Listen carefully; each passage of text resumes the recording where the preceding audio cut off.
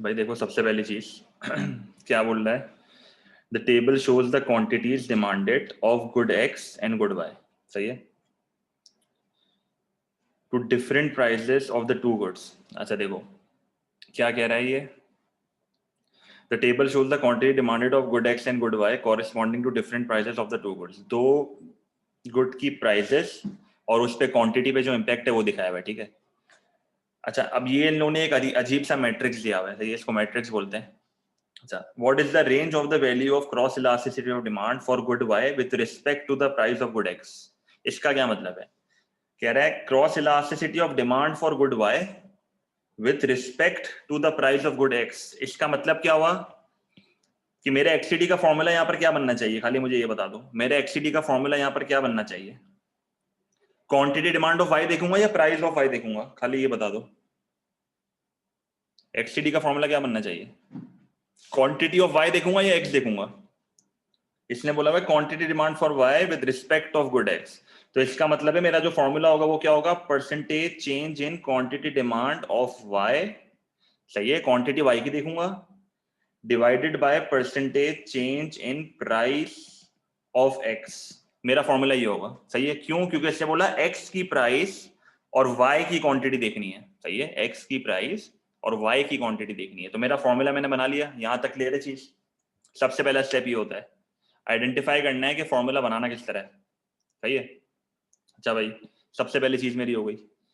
फिर क्या लिखा हुआ है भाई, इसने बोला है कि एक्ससीडी बताओ क्या होगा। एक्ससीडी क्या होगा कि एक्स की प्राइस चेंज होने से वाई की क्वांटिटी कितनी चेंज होगी, और एक्ससीडी क्या आएगा मेरा। सही है, अब देखते हैं। अब देखो टेबल रीड करने का तरीका बता रहा हूं। टेबल रीड करने का सबसे पहला तरीका इन एमसीक्यूज में ये नीचे वाले हिस्से का कोई काम नहीं है, नीचे वाले हिस्से का कोई ना काम नहीं है, दोनों का आंसर सेम ही आएगा। सही है, दोनों केसेस में आंसर सेम ही आएगा, तो नीचे वाले हिस्से का कोई काम नहीं है, खाली ऊपर वाले हिस्से पे बात करूंगा जो कि ये वाला हिस्सा है। ठीक है, ये मैं रीड करना सिखा रहा हूं। अच्छा सबसे पहली चीज देखो, ये मेरी प्राइस ऑफ वाई है, मुझे प्राइस ऑफ वाई को नहीं देखना। क्या मुझे प्राइस ऑफ वाई को देखना है, खाली इतना बता दो, क्या प्राइस ऑफ वाई देखने की जरूरत है, हाँ या ना, नहीं है, तो मैं प्राइस ऑफ वाई को भी काट देता हूं, कुछ काम ही नहीं है। सही है, तो मैं क्या देखूंगा, मुझे अब प्राइस ऑफ एक्स देखनी है, मुझे अब प्राइस ऑफ एक्स देखनी है। क्या मुझे क्वांटिटी ऑफ एक्स देखने की जरूरत है, एक और चीज बता दो, क्या मुझे क्वांटिटी ऑफ एक्स देखने की जरूरत है। देखो मैं टेबल आसान कर रहा हूं तुम लोग के लिए, तो मुझे क्वांटिटी ऑफ एक्स देखने की भी जरूरत नहीं है, तो ये क्वांटिटी ऑफ एक्स को भी हटा दो। अब थोड़ी टेबल आसान लग रही है, अब टेबल में कुछ मुश्किल लग रहा है। अब अगर मैं यहाँ पर अब ये लिखता हूं प्राइस ऑफ एक्स, और यहां पर मैं लाइन मारता हूं quantity of Y, price of X और क्वांटिटी ऑफ वाई। अब प्राइस ऑफ एक्स अगर $8 है, प्राइस ऑफ एक्स अगर $8 है, तो क्वांटिटी ऑफ वाई कितनी है, अगर प्राइस ऑफ एक्स $8 है तो क्वांटिटी ऑफ वाई कितनी है, 20।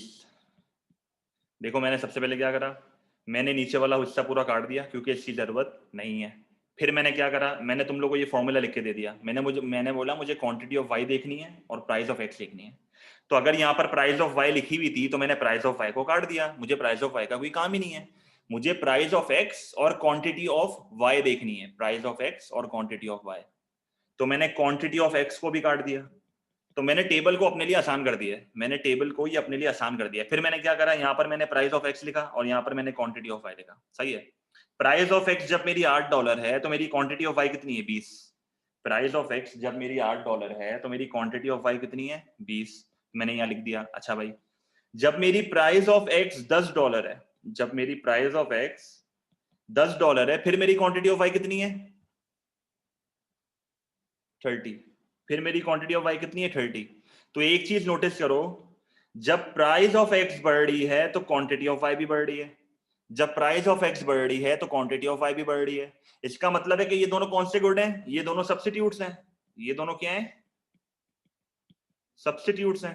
सही है, एक की प्राइस बढ़ रही है, दूसरे की डिमांड बढ़ रही है। सही है, यहां तक कहानी क्लियर है, तो मैं कैलकुलेशन पे आऊं। अब यहां तक कहानी क्लियर है। अच्छा भाई देखो मैं स्लो जा रहा हूं, समझना भाई प्लीज। अच्छा अब देखो अब क्या हो रहा है, मुझे सबसे पहले अपना एक्ससीडी निकालना है, मुझे अपना एक्ससीडी निकालना है। लेट्स से मेरे गुड एक्स की जो प्राइस है वो $8 से $10 पे चली गई है और मेरी क्वांटिटी ऑफ वाई 20 से 30 पे चली गई है। सही है, क्वांटिटी ऑफ वाई 20 से 30 चली गई है और एक्ससीडी मेरा $8 से $10 पे चली गई है। तो मुझे बताओ 8 से जब मैं $10 पे जा रहा हूं परसेंटेज चेंज क्या आ रहा है? जब मैं $8 से $10 पे जा रहा हूं परसेंटेज चेंज क्या आ रहा है? सही निकाल के बताओ, जल्दी बता दो। 25। तो ये 25% हो गया। 25% से एक्स की प्राइस बढ़ी है, 25% से गुड एक्स की प्राइस बढ़ी है। गुड वाई की क्वांटिटी कितने परसेंटेज से बढ़ी है? गुड वाई की क्वांटिटी 50% से बढ़ी है, तो साफ साफ दिख रहा है 50% से बढ़ी है।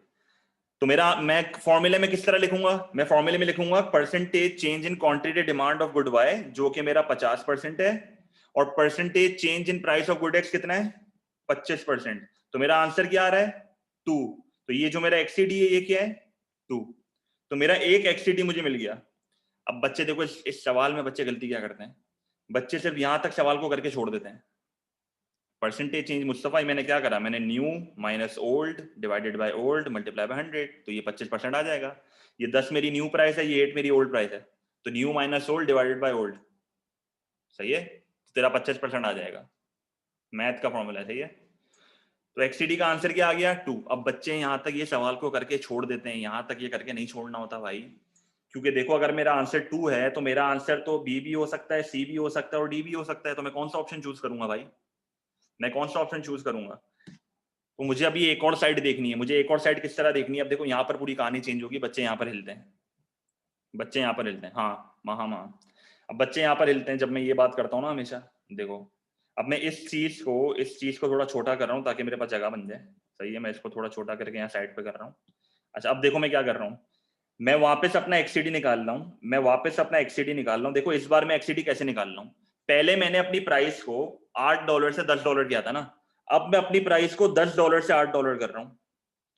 अब मैं अपनी प्राइस को $10 से $8 कर रहा हूं। बताओ जब मेरी प्राइस $10 से $8 जाएगी तो कितना परसेंटेज चेंज आएगा? ये मैं गुड एक्स की प्राइस की बात कर रहा हूं। कितना परसेंटेज चेंज आ रहा है जब मैं $10 से $8 पे जा रहा हूं? जब गुड एक्स की प्राइस $10 से $8 पे जाएगी कितना परसेंटेज चेंज आ रहा है? 20% का परसेंटेज चेंज आ रहा है। सही है। अच्छा, जब मेरी गुड एक्स की प्राइस $10 से $8 गई है तो मेरी क्वांटिटी ऑफ वाई 30 से 20 जाएगी। मेरी क्वांटिटी ऑफ वाई 30 से 20 जाएगी, हाँ या ना? जब मेरी एक्ससीडी की गुड एक्स की प्राइस $10 से $8 पे जाएगी तो मेरी क्वांटिटी ऑफ वाई भी 30 से 20 जाएगा। सही है, तो जब 30 से 20 जाएगा तो कितना परसेंटेज चेंज आ रहा है? 33.3। सही है, तो अब मैं फॉर्मूला क्या लिखूंगा? मैं लिखूंगा 33% लिख लेता हूँ खाली, डिवाइडेड बाय 20%। मेरा आंसर क्या आ रहा है? क्यों? Quantity of Y divide by price of X, percentage change. ठीक है, तो आंसर क्या आ रहा है? 33% डिवाइड बाय 20%, 1.66। 1.66 आ रहा है, कैलकुलेट करो। तो 1.66 आ रहा है। तो मैंने यार वो पॉइंट्स ही लगाए थे नवीन, मैंने पॉइंट्स ही लगाया तभी 1.65 आ रहा होगा। सही है, तो मेरी रेंज क्या बन गई? मेरी रेंज बन गई 2 से लेके 1.6। कोई मसला है यहाँ तक? 1.66 से लेके 2 की रेंज बन गई, ये मेरा आंसर आ गया। समझ आ गया? ये कोई टेंशन है इस MCQ में? कोई सवाल है तो पूछ लो भाई। सेकंड वाले में रिवर्स क्यों करा है अनस? यही टेक्निक होती है इस सवाल की, यही टेक्निक होती है, रिवर्स करना पड़ता है, रिवर्स करना पड़ता है। अब मैंने करा दिया ना, अब फ्री का 1 मार्क है। और सही, अब क्या रिपीट करूंगा? पूरा MCQ रिपीट तो नहीं करा रहा मुझसे।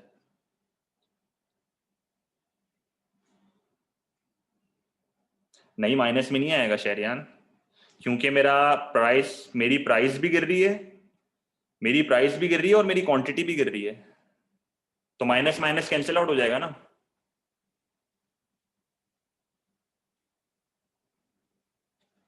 भाई मैंने पहले 8 से $10 करी प्राइस, अब मैं $10 से $8 कर रहा हूँ। मैं फिर देख रहा हूँ मेरा एक्ससीडी क्या आ रहा है, बस सिंपल सी चीज करी है मुझे। अब मैंने, तो मेरा 33% आ रहा है जब मैं 20% आ रहा है जब मैं $10 से $8 जा रहा हूँ, और क्वांटिटी का 30 से 20 आ रहा है। हाँ भाई बोलो, ये मसला होता है इतने सारे बच्चों में, सबके इतने सवाल।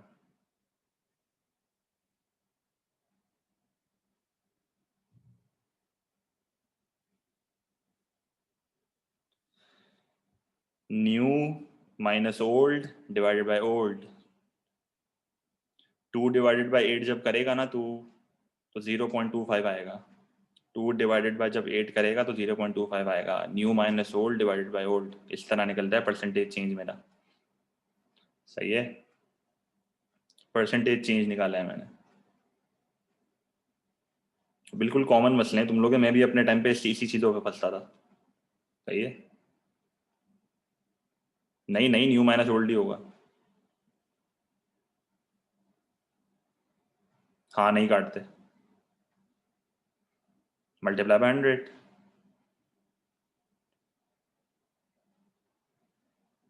क्योंकि सेम चीज आएगी मिसबा, सेम चीज आएगी, खुआरी वाला काम है। मैंने सिर्फ ऊपर वाला पार्ट देखा भाई, मुझे नीचे वाला देखना ही नहीं है। सिर्फ एक चीज से करो ना, आंसर सेम ही आएगा। ट्राई कर लेना खुद, ठीक है।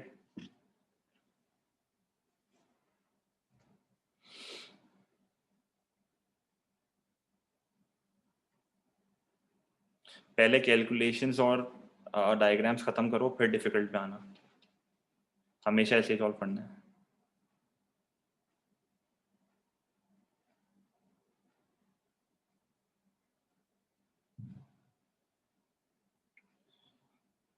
सही, अब ये रिकॉर्ड होगी, इसकी रिकॉर्डिंग देख लेना। अब मैं आगे बढ़ रहा हूँ, इस टाइम से क्योंकि मैंने बहुत टाइम लगा दिया है। सही है, मैं एक और इस तरह का एमसीक्यू करा रहा हूँ। मैं एक और इस तरह का एमसीक्यू करा रहा हूँ। 74। अच्छा, अब तुम लोग अगर इसकी अपनी टेस्टिंग करनी है ना, अगर टेस्टिंग करनी है ना, तो एमसीक्यू नंबर जो है वो तुम लोग कर लेना। कौन सा था?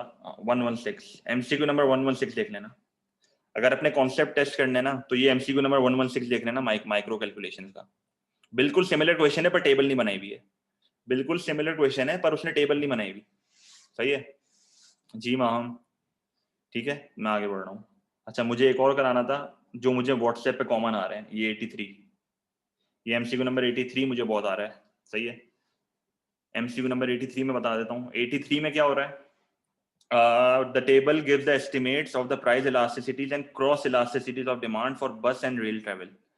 इसने मुझे अपने क्वेश्चन में ही बता दिया कि यहाँ पर मैंने आपको पीईडी भी दिया हुआ है और एक्सीडी भी दिया हुआ है। मैंने आपको यहाँ पर पीईडी भी दिया हुआ है और मैंने आपको यहाँ पर एक्सीडी भी दिया हुआ है। तो ये तुम लोग को अब दिमाग में ये चीज आ जानी चाहिए। 83 से मैंने पहले 74 कराया, मैं डायरेक्ट 83 पे आया हूँ। जो मुझे कॉमन एमसीक्यू व्हाट्सएप पे आ रहे हैं मैं वो करा रहा हूँ। अच्छा, पीईडी और एक्सीडी मुझे इसने यहाँ पर दिया हुआ है फॉर बस एंड रेल ट्रेवल। अब आपको टेबल रीड करनी आनी चाहिए। अगर आपको पीईडी निकालना नहीं आ रहा ना, तो आप एक्सीडी भी नहीं निकाल सकते। ऐसी टेबल रीड करना मैंने आपको कराई है। सबसे पहले इसमें क्या करना है आपको, पहले मैं तुम लोगों को टेबल रीड करना सिखा रहा हूँ। सबसे पहले क्या करना है, जो बस ट्रेवल है उन दोनों को तुमने सर्कल कर दिया। सही है, अगर ये भी बस ट्रेवल है, सर्विस बस ट्रेवल है और elasticity with price of bus travel है। देखो अब इसका क्या मतलब है, elasticity with respect to price of, इसका क्या मतलब है? इसका मतलब ये है कि अगर बस ट्रेवल की प्राइस चेंज हो जाए तो क्वांटिटी पे क्या इंपैक्ट आएगा। अगर बस ट्रेवल की प्राइस चेंज हो जाए तो क्वांटिटी पे क्या इंपैक्ट आएगा। मैं क्वांटिटी पे दो तरह से इंपैक्ट देख सकता हूं। लेट्स से कि ये मेरा प्राइस ऑफ लिखा हुआ है कि अगर मेरी बस ट्रेवल की प्राइस चेंज हो गई ना, तो मेरी बस ट्रेवल की क्वांटिटी इतने से चेंज होगी। लेट्स से मेरी बस ट्रेवल की प्राइस बढ़ गई। अगर मेरे बस ट्रेवल की प्राइस बढ़ जाएगी तो मेरी बस ट्रेवल की क्वांटिटी जो है वो 0.37 से गिर जाएगी, 0.37% से गिर जाएगी। वापस बोल रहा हूं, अगर मेरे बस ट्रेवल की प्राइस बढ़ जाएगी, अगर मेरे बस ट्रेवल की प्राइस बढ़ जाएगी तो मेरी बस ट्रेवल की क्वांटिटी -0.37% से गिर जाएगी। माइनस में ना, इसका मतलब है गिर जाएगी। तो 0.37% से गिर जाएगी। और अगर बस ट्रेवल की प्राइस बढ़ जाएगी तो रेल ट्रेवल की जो क्वांटिटी है वो बढ़ जाएगी। रेल ट्रेवल की जो क्वांटिटी है वो बढ़ जाएगी। क्योंकि देखो, मैं जब भी दो गुड्स को देखता हूं तो मैं किसकी बात करता हूं? Price of related good. जब मैं दो गुड्स को देखता हूं तो मैं प्राइस ऑफ रिलेटेड गुड की बात करता हूं। और प्राइस ऑफ रिलेटेड गुड किस में आता है? क्रॉस इलास्टिसिटी में आता है। क्रॉस इलास्टिसिटी का मतलब क्या है? मैं दो गुड्स को देख रहा हूं। सही है, मैं दो गुड्स को देख रहा हूं। अगर मैंने तुम लोग के सामने बस ट्रेवल और बस ट्रेवल को सर्कल किया हुआ है, इसका मतलब है ये -0.37 मेरा पीईडी है। ये -0.37 मेरा पीईडी है। और अगर मैं लेट से रेल ट्रेवल और रेल ट्रेवल इनको सर्कल करता हूं, तो ये जो -0.43 है ये भी मेरा पीईडी है। क्यों? क्योंकि मैं रेल ट्रेवल की क्वांटिटी और रेल ट्रेवल की प्राइस को देख रहा हूं। तो ये जो माइनस में आंसर आ रहा है मेरा पीईडी में आ रहा है। और ये माइनस में साफ साफ ये हिंट दी हुई है, ये जो माइनस में आया हुआ है ना, इसने मुझे साफ साफ हिंट दी हुई है कि ये पीईडी है, क्योंकि पीईडी का आंसर हमेशा नेगेटिव ही आता है, सही है। और मैं सिर्फ रेल ट्रेवल को देख रहा हूँ। अगर मैं सिर्फ बस ट्रेवल को देख रहा हूं तो देखो मेरा माइनस में आंसर वापस आ रहा है, और देखो मैं दोनों बस को देख रहा हूं, इसका मतलब है मैं पीईडी को देख रहा हूं। मैं बस की प्राइस चेंज होने से बस की क्वांटिटी पे ही इंपैक्ट देख रहा हूं। मैं रेल की प्राइस चेंज होने से रेल की क्वांटिटी पे ही इंपैक्ट देख रहा हूं। यहां तक समझ आया पीईडी कैसे आइडेंटिफाई करना है? इन टेबल से पीईडी आइडेंटिफाई करना आया? अच्छा, अब दूसरी चीज पे आ जाते हैं। अब ये देखो यहाँ पर बस ट्रेवल है और यहाँ पर रेल ट्रेवल है, सही है, बस ट्रेवल और रेल ट्रेवल। अब बस ट्रेवल और रेल ट्रेवल साफ साफ एक हिंट दे रहे हैं कि ये दोनों सब्स्टिट्यूट हैं। ये दोनों क्या हैं? सब्स्टिट्यूट हैं। बस ट्रेवल और रेल ट्रेवल दोनों सब्स्टिट्यूट्स हैं। और सब्स्टिट्यूट के केस में मेरा एक्सीडी क्या आता है? सब्स्टिट्यूट के केस में मेरा एक्सीडी क्या आता है? पॉजिटिव आता है, सही है। मेरा सब्स्टिट्यूट के केस में जो मेरा एक्सीडी आता है, क्रॉस इलास्टिसिटी ऑफ डिमांड का आंसर आता है, वो पॉजिटिव होता है, सही है। यहां तक मैंने कहानी क्लियर कर दी। अच्छा भाई, इसका मतलब ये हुआ कि अगर बस की प्राइस लेट से 1% से बढ़ गई, अगर बस की प्राइस 1% से बढ़ गई, तो रेल ट्रेवल की डिमांड कितने परसेंट से बढ़ेगी? 0.16 से बढ़ेगी, हाँ या ना? अगर रेल ट्रेवल की अगर बस ट्रेवल की प्राइस बढ़ जाएगी तो रेल ट्रेवल की डिमांड 0.16% से बढ़नी चाहिए, क्योंकि ये देखो with respect to price of लिखा हुआ है। इसका मतलब है कि प्राइस बस की चेंज हो रही है और डिमांड रेलवे की चेंज हो रही है। तो ये जो मेरा है, ये मेरा एक्सीडी है, सही है, ये मेरा एक्सीडी है। तो अगर बस की प्राइस चेंज होगी तो रेल की क्वांटिटी पे ये इंपैक्ट आएगा। अच्छा, अगर रेल की प्राइस चेंज हो गई, अगर रेल ट्रेवल की प्राइस चेंज हो गई तो बस ट्रेवल की डिमांड पे ये इंपैक्ट आएगा। ये समझ आया? अगर रेल की प्राइस चेंज हो गई तो बस ट्रेवल की डिमांड पे ये वाला इंपैक्ट आएगा, सही है। तो ये भी मेरा एक एक्सीडी हो गया। तो देखो ये दोनों मेरे एक्सीडी हैं, पर ये अलग अलग तरीके से देखे जा रहे हैं। ये दोनों मेरे एक्सीडी हैं, पर ये अलग अलग तरीके से देखे जा रहे हैं। ये अलग अलग तरीके से देखे जा रहे हैं। किस तरह अलग अलग तरीके से देखे जा रहे हैं? अगर मैं इस वाले पार्ट पे, अगर मैं इस वाले एक्सीडी पे अपना फॉर्मूला बनाता हूं, अगर मैं इस वाले एक्सीडी पे अपना फॉर्मूला बनाता हूं ना, अगर लेट्स से मैंने इसको ग्रीन से सर्कल कर दिया, ये वाला जो एक्सीडी है, इसका फॉर्मूला क्या बनेगा? इसका फॉर्मूला ये बनेगा, percentage change in quantity demand of bus divided by percentage change in price of rail. समझ आई ये चीज? सही है। तो इसका एक्सीडी का फॉर्मूला इस तरह बनेगा।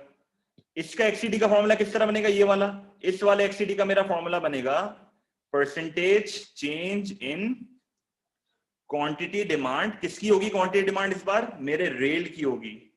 और डिवाइडेड बाय क्या करूंगा? Percentage change in price of बस। समझ आई? तो मेरे देखो फॉर्मूला इस तरह चेंज होते हैं। जरूरी नहीं है कि एक गुड जो हमेशा क्वांटिटी पे आ रहा है और दूसरा प्राइस पे आ रहा है तो हमेशा ऐसा रहेगा, ऐसा नहीं हो सकता भाई। मैं अलग तरीके से भी देख सकता हूँ। मैं ये भी देख सकता हूँ कि हाँ भाई चलो इसकी प्राइस से इसकी क्वांटिटी पे ये इंपैक्ट आ रहा है, पर मैं इसको उल्टा भी तो कर सकता हूँ। मैं ये भी तो देख सकता हूँ भाई उसकी प्राइस से इसकी क्वांटिटी पे क्या इंपैक्ट आ रहा है, सही है। तो एक्सटीडी को देखने के दो तरीके हैं। एक फिक्स रट्टा वाला नहीं मारो, दो तरीके होते हैं देखने के, सही है। पीडी वाला जिसको समझ नहीं आ रहा, दोनों साइड पे बस ट्रेवल है, तो अगर बस ट्रेवल की प्राइस चेंज होगी तो बस ट्रेवल की क्वांटिटी पे ये वाला इंपैक्ट आएगा, बस सिंपल, सही है। तो डिफरेंट फॉर्मूला की रीजन क्या है? अगर ये रेल ट्रेवल की प्राइस की बात हो रही है तो जब रेल ट्रेवल की प्राइस चेंज होगी तो बस ट्रेवल की डिमांड पे ये इंपैक्ट आएगा, बस ट्रेवल की डिमांड पे ये इंपैक्ट आएगा। तो मैंने फॉर्मूला क्या बनाया हुआ है? Percentage change in quantity demand of bus divided by price of rail. Price of rail क्यों? क्योंकि देखो elasticity with respect to the price of rail travel ना, तो ये रेल ट्रेवल की प्राइस की बात कर रहा है, सही है। अच्छा, यहां तक कहानी समझ आ गई। अब मुझे बताओ, क्वेश्चन को पढ़कर आंसर बताओ। अब क्वेश्चन को पढ़ के मुझे आंसर बताओ क्या होगा। क्वेश्चन को एक बार पढ़ो और आंसर बताओ।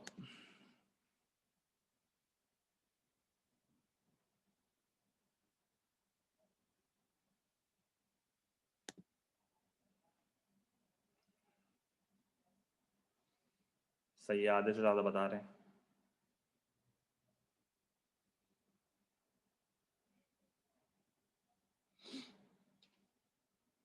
क्या बोल रहा है? What would be the change in the volume of rail travel. कह रहा है रेल ट्रेवल की क्वांटिटी पे क्या इंपैक्ट आएगा जब बस फेयर्स की प्राइजेस 1% से बढ़ जाएंगी। तो मैं क्या करूंगा? मैं ये बस ट्रेवल को सर्कल करूंगा और मैं देखूंगा कि रेल ट्रेवल की डिमांड पे क्या इंपैक्ट आ रहा है। तो 1% से जब बस ट्रेवल की प्राइस बढ़ेगी तो रेल पे क्या इंपैक्ट आ रहा है, प्लस 0.16 का। तो मेरा फॉर्मूला कौन सा बनेगा, ये वाला फॉर्मूला बनेगा। सही है, तो मेरा आंसर क्या होगा, ए। इंक्रीज क्यों आ रहा है, क्योंकि सब्सटीट्यूट है। जो प्राइस का डायरेक्शन होगा वही मेरी क्वांटिटी का डायरेक्शन होगा, जो प्राइस का डायरेक्शन होगा वही मेरी क्वांटिटी का डायरेक्शन होगा। सही है, समझ आ गया यहां तक? सर अहमद यहाँ नहीं है।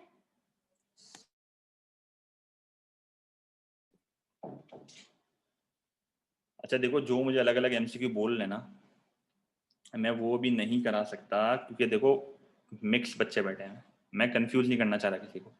जिसको भी अलग एमसीक्यू पूछना है आप मुझे व्हाट्सएप पे करो, मैं जवाब दूंगा, आज के दिन में जवाब दूंगा। सही है, तो जो भी एमसीक्यूज है मुझे भेज दो, मैं आपके पेपर से पहले तो आपको जवाब दे दूंगा। ठीक है, मुझे अभी अपने कराने दो जो मैंने प्लान किया हुआ है।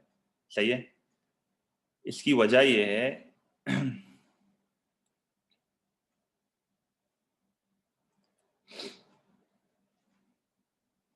अगेन इलास्टिसिटी का है समीर, ये इलास्टिसिटी का पीईएस का सवाल है, मैं नहीं छेड़ सकता इसको। सही है, जो भी तुम लोग अलग अलग क्वेरीज हैं मुझे व्हाट्सएप पे भेजो, मैं जवाब दे दूंगा। अभी मुझे माइक्रो डायग्राम्स के थोड़े 20-30 एमसीक्यू और कराने दो, ताकि बच्चों को बहुत इशूज हैं उसमें। सही है, बच्चों को इसमें बहुत इशूज हैं, तो मैं माइक्रो डायग्राम्स के थोड़े और एमसीक्यू करा रहा हूँ। जो भी आपकी अलग क्वेरीज है आप मुझे व्हाट्सएप पे भेज दो, मैं जवाब दे दूंगा। सही है,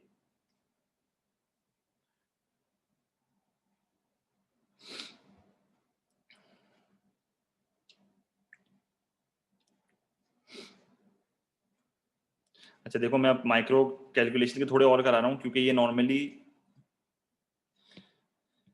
क्योंकि देखो मेन तुम्हारे डायग्राम्स के ही होंगे, कैलकुलेशंस के होंगे, पर पेपर में भी प्रोपोर्शन ज्यादातर डायग्राम्स का ज्यादा होता है।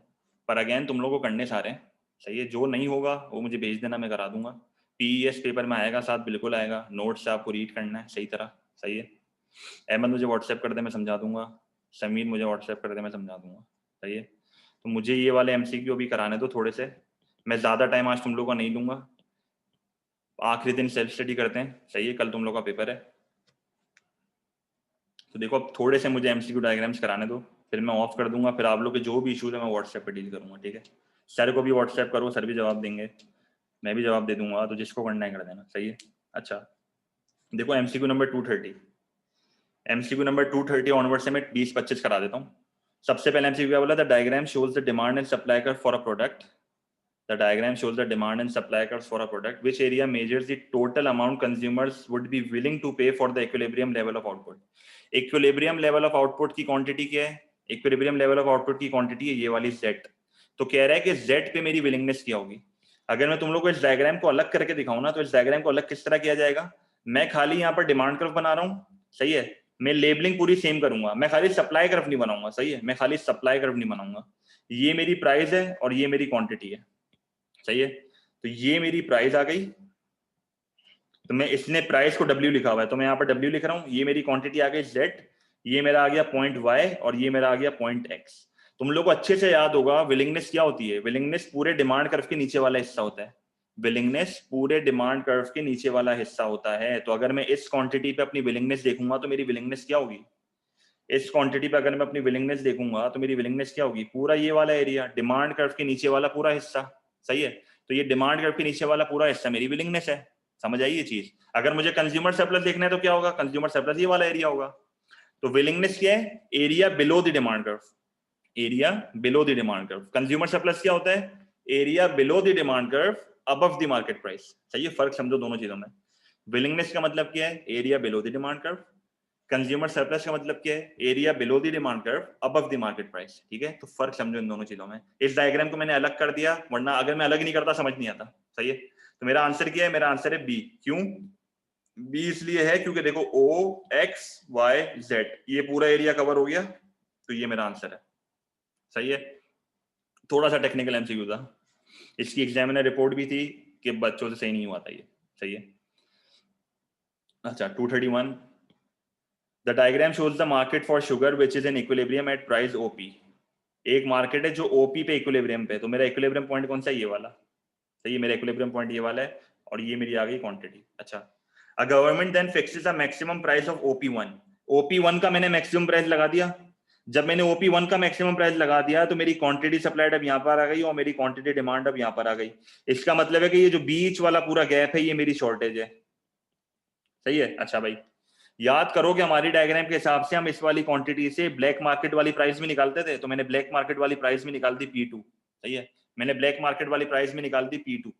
अच्छा, इस सवाल में से क्या पूछा है, what will happen as a result, what will happen as a result. तो इसका पहला ऑप्शन क्या है, increase in the consumer surplus equal to PRUP1। अब PRUP1 क्या है, PRUP1 increase in consumer surplus में मैं ये वाला हिस्सा देख ही नहीं सकता।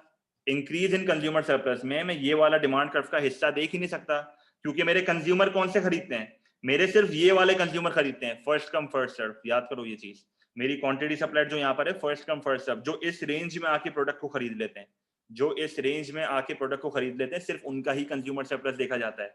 तो मैं डिमांड कर्व का सिर्फ ये वाला हिस्सा देखता हूं, मैं इसके आगे का हिस्सा डिमांड कर्व का नहीं देखता, क्योंकि मैं सिर्फ इन कंज्यूमर्स का देख रहा हूं। सही है, तो ये वाला ऑप्शन नहीं हो सकता।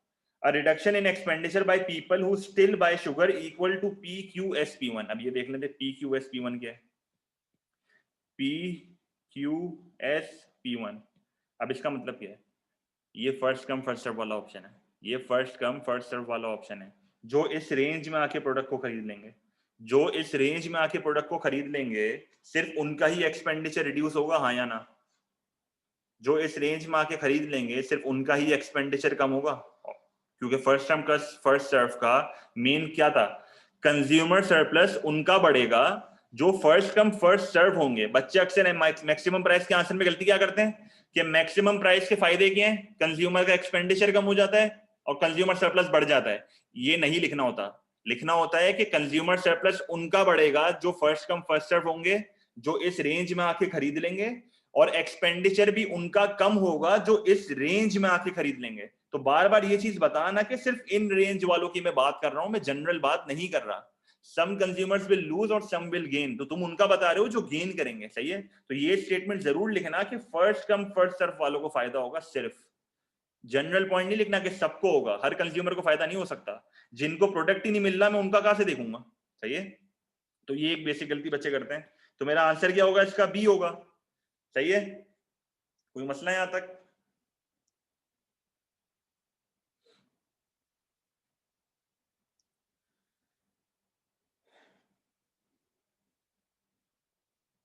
टू 231 हो गया, 232 देख लो, ये तो बहुत सिंपल एमसीक्यू है यार, ये आप सबसे हो जाना चाहिए। अगर आपसे ये नहीं हो रहा, आपकी तैयारी अच्छी नहीं है। ट्राई करो, मुझे आंसर बताओ। घर पे नहीं करते ना, कम से कम यही कर लो।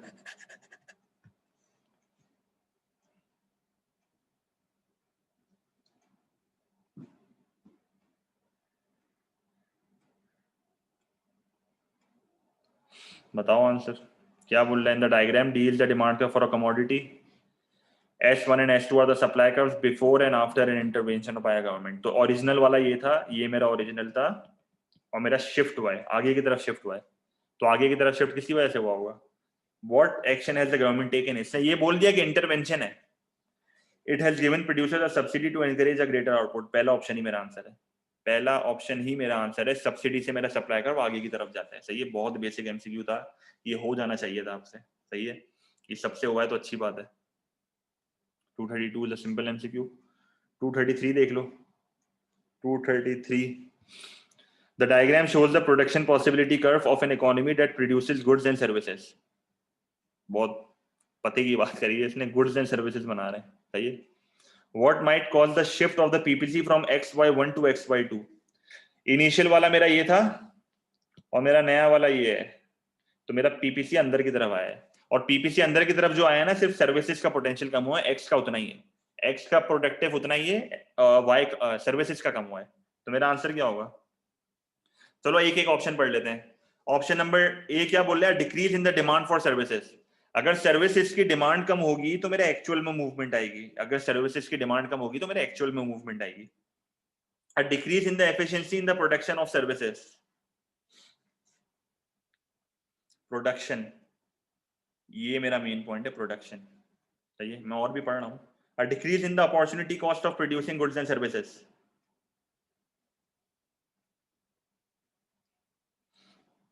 कांस्टेंट वाला सीन है ये। A decrease in the resources employed in services, actual की मूवमेंट है ये। अब बच्चे बोलने के एफिशिएंसी कम होने से मेरा पीपीसी शिफ्ट कैसे हो रहा है अंदर की तरफ, टिल्ट कैसे हो रहा है, बेसिकली टिल्ट हो रहा है, इसको बोलते हैं टिल्ट। ये मेरा पीपीसी टिल्ट हो रहा है। कभी कभार ये वाला वर्ड यूज करता है, पिवट। सही है, टिल्ट या पिवट बोल दो, कुछ भी बोल सकते हो। तो एफिशिएंसी इन द प्रोडक्शन, जब मेरी प्रोडक्शन में एफिशिएंसी कम होगी ना तो मेरा प्रोडक्टिव पोटेंशियल कम होगा। अगर मेरी प्रोडक्शन में एफिशिएंसी कम होगी तो मेरा प्रोडक्टिव पोटेंशियल कम होगा, और जब प्रोडक्टिव पोटेंशियल कम होगा तो मेरे मैक्सिमम यूनिट्स भी कम होंगे। पहले मेरे मैक्सिमम यूनिट्स ये थे, अब मेरे मैक्सिमम यूनिट्स ये है। समझ आ रही है ये चीज? मुझे एक बात बताओ, जब हम वर्कर को ट्रेनिंग देते हैं, जब हम वर्कर को ट्रेनिंग देते हैं तो हमारा पीपीसी बाहर की तरफ शिफ्ट होता है ना? खाली ये बता दो, जब हम वर्कर को ट्रेनिंग देते हैं तो मेरा पीपीसी बाहर की तरफ शिफ्ट होता है नहीं होता? होता है। तो जब मेरा वर्कर, सही है, तो जब मेरा वर्कर इनएफिशिएंट एफिशिएंट प्रोडक्शन नहीं करेगा, वो ट्रेनिंग उसकी कम होगी या कुछ भी हो सकता है, तो प्रोडक्टिव पोटेंशियल कम होगा। रिसोर्सेज यहाँ पर जो है ना वो कम नहीं हो रहे, एम्प्लॉयड कम हो रहे हैं, रिसोर्सेज कम नहीं हो रहे। रिसोर्सेज कम होने का मतलब है डिप्लीशन ऑफ नेचुरल रिसोर्सेज। सही है, रिसोर्सेज कम होने का मतलब है डिप्लीशन ऑफ नेचुरल रिसोर्सेज। सही है, रिसोर्सेज एम्प्लॉयड कम हो रहे हैं, रिसोर्सेज मेरे उतने ही हैं, इस्तेमाल कम हो रहे हैं। सही है। A decrease in the opportunity cost of goods and services, ये वाला ऑप्शन नहीं हो सकता। सही है।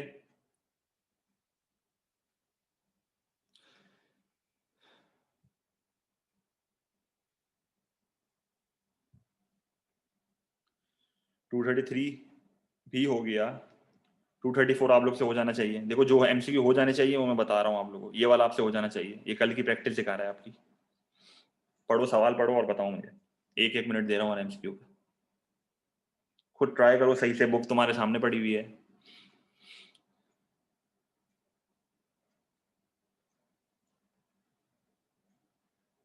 हाँ हाँ समीर, आराम से हो जाएंगे।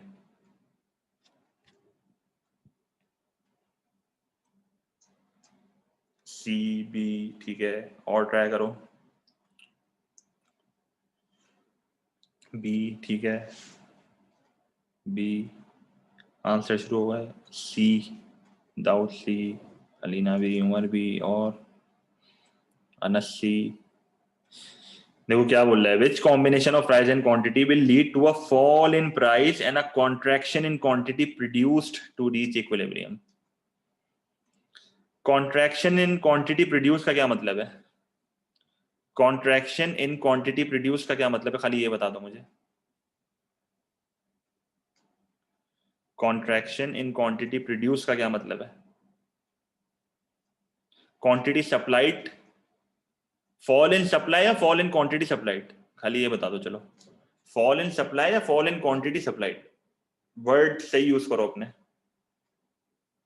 क्वांटिटी सप्लाइड, तो इसका मतलब है मेरी क्वांटिटी सप्लाइड कम होनी चाहिए और मेरी प्राइस भी गिननी चाहिए। अच्छा, अगर मेरी प्राइस होती P1Q1 तो P1Q1 पे क्वांटिटी सप्लाइड, सही है, सही सब बोल रहे हैं, सब सही बोल रहे हैं। अच्छा, लेट से मेरी प्राइस है P1, सही है, मेरी प्राइस P1 है, एक क्वांटिटी ये आ गई और एक क्वांटिटी ये आ गई। सही है। अच्छा, अगर मेरी प्राइस और क्वांटिटी P1 और Q1 होते, सही है, अगर मेरी प्राइस और क्वांटिटी P1 और Q1 होते, क्या मेरे सप्लाई कर्व में मूवमेंट आ सकती है इस केस में? क्या मेरे सप्लाई कर्व में मूवमेंट आ सकती है इस केस में? P1 और Q1 में नहीं आ सकती। इसका मतलब है कि ऑप्शन नंबर ए नहीं होगा। इसका मतलब है कि ऑप्शन नंबर ए नहीं होगा। अच्छा, अगर मुझे बताओ, अगर मेरी प्राइस P1 है और मेरी क्वांटिटी Q3 है, अगर मेरी प्राइस P1 है और मेरी क्वांटिटी Q3 है, तो मुझे एक बात बताओ, क्या मैं ये कह सकता हूँ मेरी मार्केट में सरप्लस हो गया है? क्या मैं ये कह सकता हूँ? क्योंकि मेरी क्वांटिटी डिमांड ये होगी और क्वांटिटी सप्लाइड ये होगा। सही है। और जब मेरी मार्केट में सरप्लस होगा तो मार्केट मैकेनिज्म वर्क करता है, मेरी क्वांटिटी डिमांड बढ़ना शुरू हो जाती है, मेरी प्राइसेस गिरना शुरू हो जाती है, और देखो मेरी क्वांटिटी सप्लाइड भी कम हो रही है। तो मुझे सवाल में रिक्वायरमेंट क्या है? प्राइस गिरनी चाहिए और कॉन्ट्रैक्शन होनी चाहिए क्वांटिटी सप्लाइड में। तो देख लो ना, दोनों चीजें तो हो रही हैं, क्वांटिटी सप्लाइड में कॉन्ट्रैक्शन भी हो रही है और प्राइस भी फॉल हो रही है। इसका मतलब है मेरा आंसर क्या है, P1 और Q3 अगर मेरा होगा तो मेरी मार्केट में क्वांटिटी सप्लाइड भी गिरेगी और प्राइसेस भी गिरेंगी। समझ आ गया? क्लियर है ये चीज? अगर P1 और Q3 होगा फिर मेरी क्वांटिटी सप्लाइड गिरेगी और मेरी प्राइस भी गिरेगी। सही है, क्योंकि मार्केट में सरप्लस होगा। सही है। अच्छा 234 235 आपसे हो जाना चाहिए। 235 ट्राई करो, 235 ट्राई करो, देखो खुद ट्राई करो, समझ आएगा किस तरह होते हैं। डुअल केस का एमसीक्यू है ये।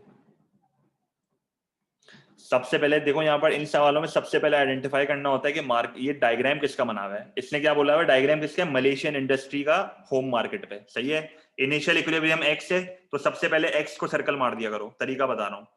सबसे पहले देखो डायग्राम किसका है। सही है, सबसे पहले डायग्राम किसका है, फिर इक्विलिब्रियम पे एक्स मार दिया करो। फिर ये हमेशा दो केसेस देता है। सही है। इंडस्ट्री हैज टू पे अ लार्ज वेज इंक्रीज। अगर लार्ज वेज इंक्रीज मुझे देना पड़ेगा तो इसका मतलब है मेरी कॉस्ट ऑफ प्रोडक्शन बढ़ेगी। अगर मेरी कॉस्ट ऑफ प्रोडक्शन बढ़ेगी तो मेरी सप्लाई गिरनी चाहिए, मेरे सप्लाई कर्व में शिफ्ट आएगा। अच्छा भाई, at the same time faces increased competition from imported substitutes. Competition से, अगर सब्स्टिट्यूट से मेरे कंपटीशन हो रहा है, मतलब मेरे राइवल से मेरा कंपटीशन हो रहा है, तो मेरी डिमांड पे क्या इंपैक्ट आना चाहिए, मेरी अपनी डिमांड पे क्या इंपैक्ट आना चाहिए। कंपटीशन फेस कर रहा है, इसका मतलब है कि इसने इस तरह बताया है कि कंपटीशन कड़क चल रहा है। तो अगर कंपटीशन कड़क चल रहा है और इसने जिस तरह की वर्डिंग यूज करी है ना, इससे ये पता चल रहा है कि जो हमारा प्रोडक्ट है, हमारे प्रोडक्ट की डिमांड गिरेगी, हमारे प्रोडक्ट की डिमांड गिरेगी, क्योंकि हमें मसला हो रहा है, हम कंपटीशन को फेस कर रहे हैं ज्यादा, तो मेरी डिमांड गिरेगी। तो सप्लाई भी गिर रही है, डिमांड भी गिर रही है, आंसर क्या होगा। मैं इनिशियली पॉइंट एक्स पे हूं, मैं इनिशियली पॉइंट एक्स पे हूं। अगर जैसे ही मेरा सप्लाई कर्व पीछे की तरफ जाएगा तो मैं ये वाली मूवमेंट शो करूंगा। फिर जैसे ही मेरा सप्लाई कर्व पीछे आ जाएगा तो मेरा डिमांड कर्व आ जाएगा इधर, तो फिर मैं ये वाली मूवमेंट शो करूंगा। मेरी फाइनल पोजीशन क्या है, डी। मेरा आंसर क्या होगा, डी। समझ आ गई ये चीज। पहले मेरा सप्लाई कर्व पीछे गया, फिर मेरा डिमांड कर्व भी पीछे गया। समझ आ गई। तो ये इस तरह करना होता है। सबसे पहले डायग्राम में आइडेंटिफाई करो डायग्राम बनी हुई किसकी है। सबसे पहले ये आइडेंटिफाई करना है डायग्राम बनी हुई किसकी है। फिर ये देखना है कि मेरा इनिशियल इक्विलिब्रियम किधर है। फिर ये देखना है कि पहले सप्लाई में शिफ्ट आया है, डिमांड में शिफ्ट आया है। फिर देखना कि हाँ भी कोई दूसरा शिफ्ट आ रहा है कि नहीं आ रहा। फिर मेरी फाइनल पोजीशन आएगी। स्टेप बाय स्टेप करोगे हो जाएगा। ये नॉर्मली एमसीक्यूज आसान होते हैं, फिर भी बच्चों से नहीं होते। क्यों, स्टेप बाय स्टेप नहीं करते, जल्दबाजी में एक ही चीज देख रहे होते हैं। देखो स्टेप बाय स्टेप करो, पेंसिल से पेपर पे लिख सकते हो भाई, मसला थोड़ी है कोई। ठीक है, तो 235 क्लियर है। 236 में क्या है, the diagram shows the demand curve and supply curve for a good on which the government imposes a specific tax. हाँ सही है। अच्छा अब सबसे पहले देखो, स्पेसिफिक टैक्स है, ये वो वाला है पैरेलल शिफ्ट वाला, $1 का जो टैक्स होता है। अच्छा डिमांड कर्व कौन सा बना हुआ है, डिमांड कर्व कौन सा बना हुआ है, इलास्टिक वाला बना हुआ है। तो तुम जनरली सोच के बताओ क्या लिखा हुआ है इसमें, what will be the result of this tax. पहला वाला ऑप्शन पढ़ो क्या लिखा हुआ है, मोस्ट ऑफ द इंसिडेंट्स। पहला वाला ऑप्शन पढ़ो, most of the incidents of the tax will fall on the producer. सबसे पहले इंसिडेंट्स का मतलब समझो, इंसिडेंट्स का मतलब क्या होता है। अच्छा एक बहुत कॉमन एमसीक्यू है, मेरे को नहीं पता है पेपर में है या नहीं है, impact versus incidents, impact versus incidents of tax. क्या इन दोनों चीजों में आपको मतलब पता है, इम्पैक्ट और इंसिडेंट्स में क्या फर्क है, इम्पैक्ट ऑफ टैक्स और इंसिडेंट्स ऑफ टैक्स, क्या इन दोनों चीजों में डिफरेंस पता है। सोच समझ के बोलना। देखो इम्पैक्ट, इम्पैक्ट का मतलब होता है पे कौन करेगा। इम्पैक्ट का मतलब होता है फाइनल टैक्स। मैं तुम लोगों को तुम्हारे पेपर की मीनिंग बता रहा हूँ, मैं तुम्हारे पेपर की मीनिंग बता रहा हूँ। इम्पैक्ट ऑफ टैक्स का मतलब है कि टैक्स पे कौन करेगा। मुझे बताओ इनडायरेक्ट टैक्स पे कौन करता है, गवर्नमेंट को कौन देता है, गवर्नमेंट को, खाली ये बताओ। इनडायरेक्ट टैक्स गवर्नमेंट को कौन देता है, कंज्यूमर खुद जाके देता है या प्रोड्यूसर कंज्यूमर से कलेक्ट करके देता है। कंज्यूमर खुद जाके गवर्नमेंट को देता है या प्रोड्यूसर कंज्यूमर से कलेक्ट करके गवर्नमेंट को देता है, प्रोड्यूसर। तो इम्पैक्ट ऑफ इनडायरेक्ट टैक्स क्या है, इम्पैक्ट ऑफ इनडायरेक्ट टैक्स होता है कि टैक्स पे कौन करेगा गवर्नमेंट को, गवर्नमेंट को टैक्स पे कौन करेगा, अपने हाथों से कौन जाके देगा। इंसिडेंस ऑफ टैक्स का क्या मतलब है, इंसिडेंस ऑफ टैक्स का मतलब है कि कौन कितना पे करेगा, बर्डन, कौन कितना पे करेगा। सही है। फाइनल टैक्स तो मेरा गवर्नमेंट को प्रोड्यूसर ही देगा, पर इंसिडेंस ऑफ टैक्स का मतलब है कि कौन कितना शेयर दे रहा है। सही है, कौन कितना शेयर दे रहा है। तो ये बर्डन वाला कॉन्सेप्ट है, consumer burden and producer burden. सही है। और अगर इलास्टिक का केस है, आपको अच्छी तरह ये याद होना चाहिए कि अगर इलास्टिक का केस है, अगर मैं इस डायग्राम को चलो कंप्लीट करता हूं तो मेरा सप्लाई कर्व भी है और मेरा डिमांड कर्व भी है, सही है। इलास्टिक के केस में मुझे बताओ कंज्यूमर बर्डन और प्रोड्यूसर बर्डन, कंज्यूमर बर्डन ज्यादा होता है या प्रोड्यूसर बर्डन ज्यादा होता है इलास्टिक के केस में? इलास्टिक के केस में कंज्यूमर बर्डन ज्यादा होगा या प्रोड्यूसर बर्डन ज्यादा होगा? मैंने यहाँ दो चीजें लिखी हुई हैं। प्रोड्यूसर बर्डन ज्यादा होगा, क्यों? इलास्टिक के केस में अगर हल्की सी भी प्राइस बढ़ती है, इलास्टिक के केस में अगर हल्की सी भी प्राइस बढ़ती है तो क्वांटिटी बहुत ज्यादा से गिर जाती है, सही है। हल्की सी भी प्राइस बढ़ती है तो क्वांटिटी बहुत ज्यादा से गिर जाती है। तो मेरा प्रोड्यूसर जो है वो कंज्यूमर पे बर्डन डालने में डरता है। मेरा जो प्रोड्यूसर है वो कंज्यूमर पे ज्यादा बर्डन डालने से डरता है। तो जब वो उससे ज्यादा बर्डन डालने से डरता है ना, तो वो इतना टैक्स उस पर पास ऑन नहीं करता। टैक्स का मेजर बर्डन वो खुद बेयर कर लेता है और कंज्यूमर को बोलता है भाई तू थोड़ा सा तो दे दे कम से कम, सही है। तो इसका मतलब है कि most of the incidence of the tax will fall on the producer. Incidence का मतलब क्या है? बर्डन। तो प्रोड्यूसर बर्डन बहुत ज्यादा होगा मुकाबले किसके? कंज्यूमर बर्डन के, सही है। समझ आ गई ये चीज?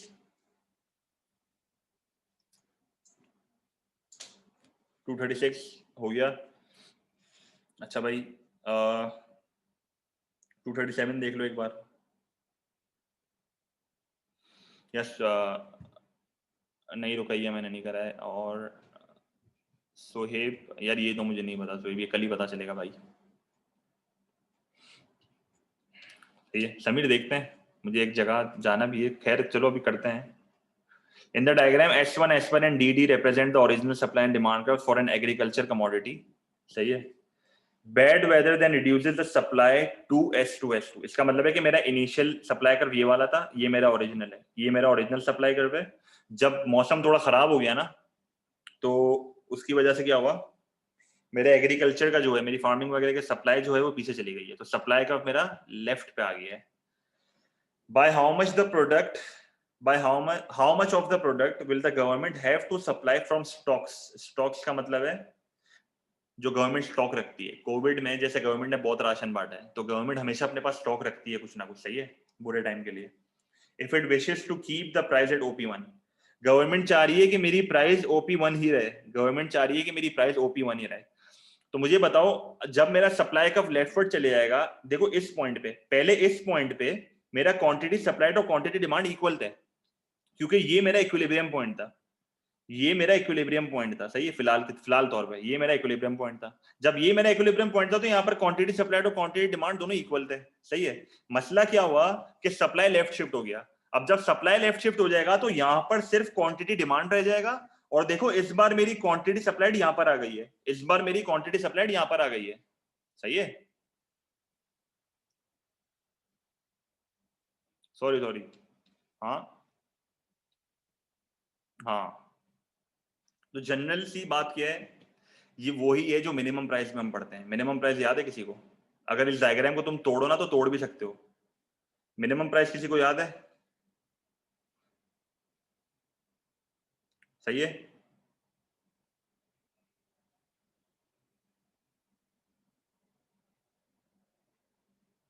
तो देख लो ना, मेरी क्वांटिटी डिमांड ये हो गई है, क्वांटिटी सप्लाइड ये हो गई है, सही है। तो मेरी क्वांटिटी डिमांड यहाँ पर रह गई, मेरी क्वांटिटी सप्लाइड यहाँ पर आ गई। तो मुझे बताओ मेरी मार्केट में आ गया शॉर्टेज, मेरी मार्केट में आ गया शॉर्टेज। तो ये वाला एरिया मेरा शॉर्टेज का होगा क्या? किसी को शॉर्टेज में मसला है? खाली ये बता दो, किसी को शॉर्टेज में मसला है? सिर्फ ये बता दो। जब मार्केट में शॉर्टेज होता है ना तो प्राइसेस बढ़ना स्टार्ट होती हैं। जब मार्केट में शॉर्टेज होता है ना तो प्राइसेस बढ़ना स्टार्ट होती है। गवर्नमेंट को प्राइसेस नहीं बढ़ानी, गवर्नमेंट को प्राइसेस नहीं बढ़ानी। तो ये शॉर्टेज वाला जो माल है ना, ये कौन देगा फिर? ये शॉर्टेज वाला जो माल है Q1 से Q3, ये कौन प्रोवाइड करेगा? ये गवर्नमेंट प्रोवाइड करेगी। क्योंकि अगर गवर्नमेंट ये प्रोवाइड नहीं करेगी तो मार्केट मैकेनिज्म अपना काम करेगा, प्राइसेस बढ़ना स्टार्ट हो जाएंगी। गवर्नमेंट को ये वाली प्राइस को मेंटेन करना है, गवर्नमेंट को ये वाली प्राइस को मेंटेन करना है, सही है। तो Q1 और Q3 वाला जो एरिया है वो मेरा शॉर्टेज का एरिया है, और वही शॉर्टेज का एरिया मेरी गवर्नमेंट को सप्लाई करना पड़ेगा। समझ आ गई? अगर उसको अपनी प्राइस को मेंटेन करना है P1 पे, अगर उसको P1 को प्राइस को मेंटेन करना है कि नहीं, सही है, अगर उसको करना है तो उसको सप्लाई करना पड़ेगा। समझ आ गई? और अपने आप को प्लीज रीनेम कर लो जिसने आईडी नहीं लिखी है, क्योंकि सर को अटेंडेंस देनी होती है। आईडी लाजमी लिखनी है नाम से पहले।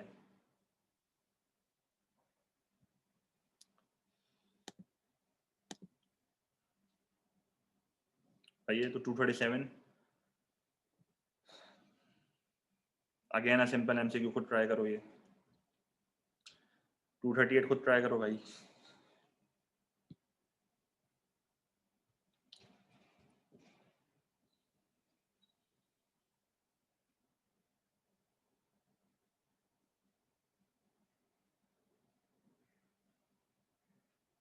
नहीं नहीं, लीव करने की जरूरत थोड़ी है, ऐसे ही रीनेम हो जाता है भाई। चलो नहीं करा, खैर है, मैं लगा दूंगा भाई। The diagram shows two production possibility curve EH and GF before and after technological advancement. तो EF मेरा बिफोर वाला है और मेरा ये बाहर की तरफ शिफ्ट हो गया है। सही है, ये बाहर की तरफ शिफ्ट हो गया है। अच्छा, पहले मैं ये वाला कॉम्बिनेशन प्रोड्यूस कर रहा था, पहले मैं ये वाले कॉम्बिनेशन पे था। After technological progress have taken place, what is the opportunity cost in capital goods of producing OX consumer good? अगर मैं OX consumer good बना रहा हूं तो पहले मेरी अपॉर्चुनिटी कॉस्ट कितनी थी? पहले मेरी अपॉर्चुनिटी कॉस्ट कितनी थी? Y से लेके F क्या थी? Y से लेके F। अब अगर मेरा पीपीसी बाहर की तरफ शिफ्ट हो जाएगा तो इसका मतलब है कि अब मैं कौन से वाले आउटपुट पे हूं? मैं ये वाले आउटपुट पे हूं। अब मैं ये वाले आउटपुट पे हूं, तो अब मेरी कंज्यूमर गुड X की बनाने की अपॉर्चुनिटी कॉस्ट क्या होगी? अब मेरी अपॉर्चुनिटी कॉस्ट होगी MH। अगर मैं OX कंज्यूमर गुड बना रहा हूं तो मैं इतने कैपिटल गुड को फॉरगो कर रहा हूं, मैं इतने कैपिटल गुड को फॉरगो कर रहा हूं। सही है, तो मेरा आंसर क्या होगा? ए होगा, MH। समझ आ गई? समझ आ गई ये चीज?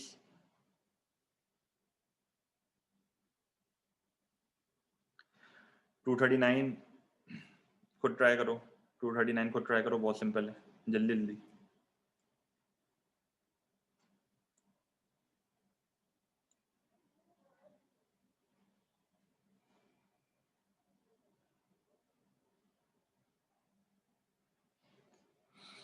ये मेरी इनिशियल प्राइस थी, ये मेरी नई वाली प्राइस है, ये मेरी नई वाली क्वांटिटी ट्रेडेड है। तो जो सेलिंग प्राइस का चेंज होता है, जो सेलिंग प्राइस का चेंज होता है वो हमेशा कंज्यूमर देता है। तो ये मुझसे क्या पूछ रहा है? ये मुझसे कंज्यूमर बर्डन पूछ रहा है। ये मुझसे tax revenue paid by consumer का क्या मतलब है? Consumer burden. तो मुझे कंज्यूमर बर्डन बताना है, और कंज्यूमर बर्डन वाला एरिया क्या होगा? फिर कंज्यूमर बर्डन वाला एरिया ये होगा। सही है, तो मेरा आंसर क्या होगा? डी होगा। 239 पे इतना टाइम नहीं लगाते, आगे बढ़ जाते हैं। सही है,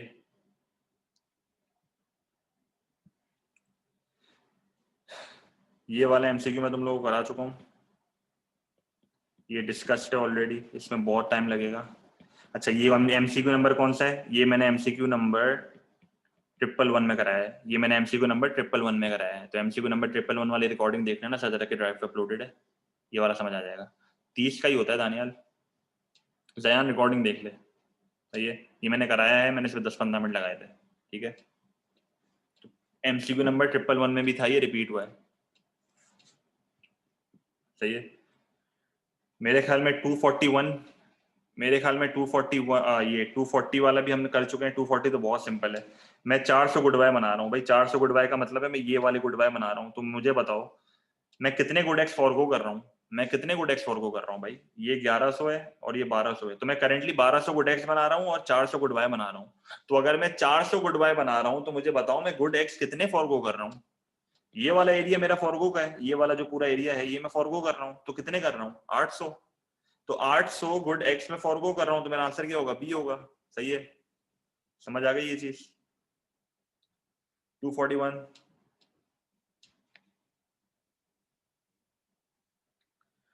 242, ये ट्राई करो भाई, ये थोड़ा मजेदार एमसीक्यू, ये ट्राई करो।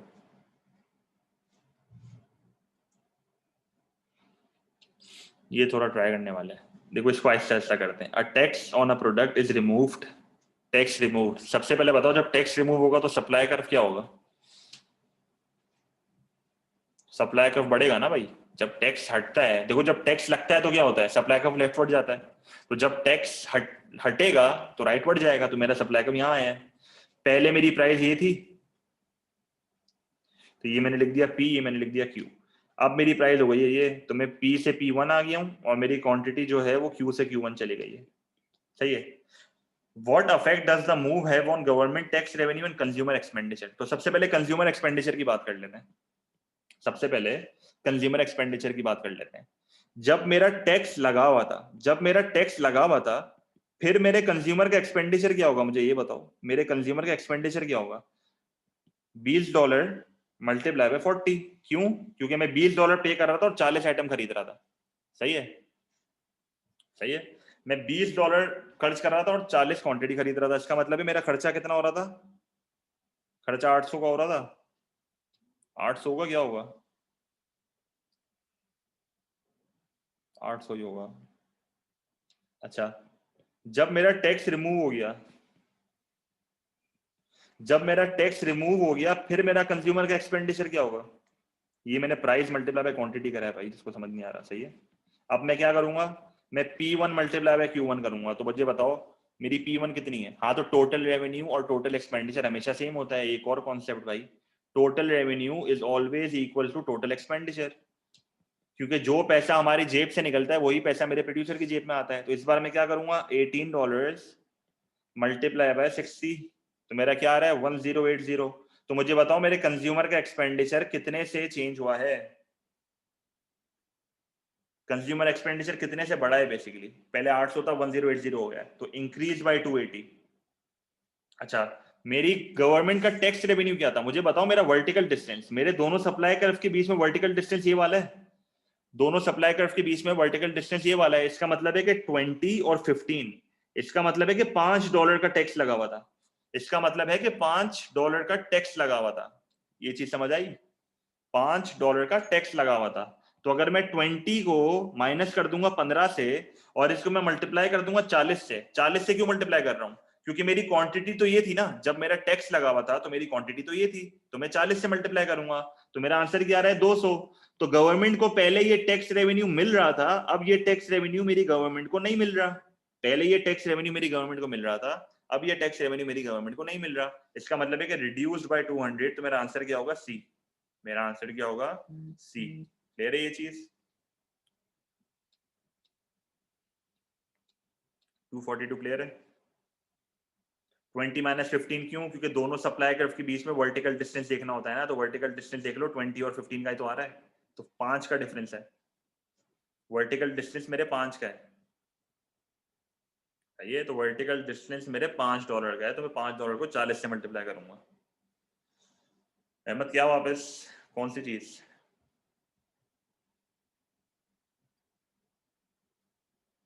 ये 243 एक बार खुद ट्राई करो।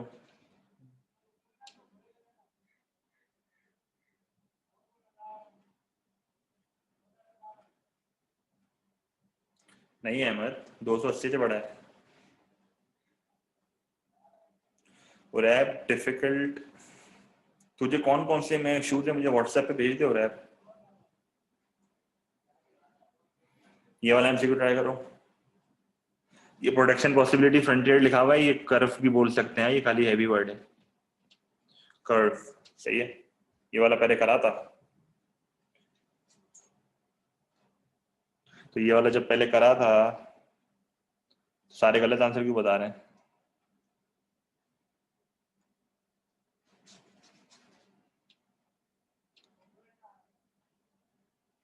सबसे पहली चीज, दो तरह के पीपीसी होते हैं, एक पीपीसी ये होता है और एक पीपीसी ये बना हुआ है।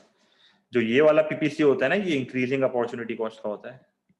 ये मैं बता चुका हूँ अपने पिछले सेशन में, जिसको ये नहीं पता वो देख ले। और ये कांस्टेंट अपॉर्चुनिटी कॉस्ट होती है। तो ये इंक्रीजिंग है और ये कांस्टेंट है, तो डी तो नहीं हो सकता। सही है, डी तो नहीं हो सकता, तो डी को तो हटा ही दो। इंक्रीजिंग अपॉर्चुनिटी कॉस्ट का तो सीन ही नहीं है, इंक्रीज तो हो ही नहीं सकता, कांस्टेंट रहेगा। Coconuts and fish are perfect complements, ये नहीं हो सकता। परफेक्ट सब्स्टिट्यूट्स, अगेन ये नहीं हो सकता। तो कौन सा ऑप्शन बच गया भाई? Equally efficient. इक्वली एफिशिएंट का मतलब क्या है? मेरा वर्कर कोकोनट में भी स्पेशलाइज्ड है, मेरा वर्कर कोकोनट में भी स्पेशलाइज्ड है और फिश में भी स्पेशलाइज्ड है। मेरा वर्कर कोकोनट में भी स्पेशलाइज्ड है और फिश में भी स्पेशलाइज्ड है। क्यों? क्योंकि इस वाले केस में क्या होता है कि अगर ये मेरा गुड एक्स है और ये मेरा गुड वाई, कुछ भी लिख सकता हूं, तो मेरा वर्कर या तो इसमें स्पेशलाइज होगा या तो इसमें स्पेशलाइज होगा, दोनों में स्पेशलाइज नहीं होगा। कांस्टेंट अपॉर्चुनिटी कॉस्ट में दोनों में स्पेशलाइज होता है। अगर मैं उसको जहां भी काम करवाऊं वो इक्वली एफिशिएंट काम करेगा, वो इक्वली एफिशिएंट काम करेगा। परफेक्ट सब्स्टिट्यूट नहीं हो सकता, तो यार बिल्कुल जरूरी नहीं है ये चीज। सही है। डिक्रीजिंग अपॉर्चुनिटी को जैब तुम्हारे सिलेबस का पार्ट है नहीं, एक बार गलती से आ गया था। डिक्रीजिंग अपॉर्चुनिटी कॉस्ट का ग्राफ सीख लो। डिक्रीजिंग अपॉर्चुनिटी कॉस्ट का ग्राफ इस तरीके से बनता है, ये डिक्रीजिंग अपॉर्चुनिटी कॉस्ट का ग्राफ है। तो मेरा पीपीसी इस तरीके से बनता है, सही है, खाली ये सीख लो। ये मेरा डिक्रीजिंग अपॉर्चुनिटी कॉस्ट है। तुम लोग को बस ग्राफ आना चाहिए, इसकी लॉजिक वगैरह की जरूरत नहीं है।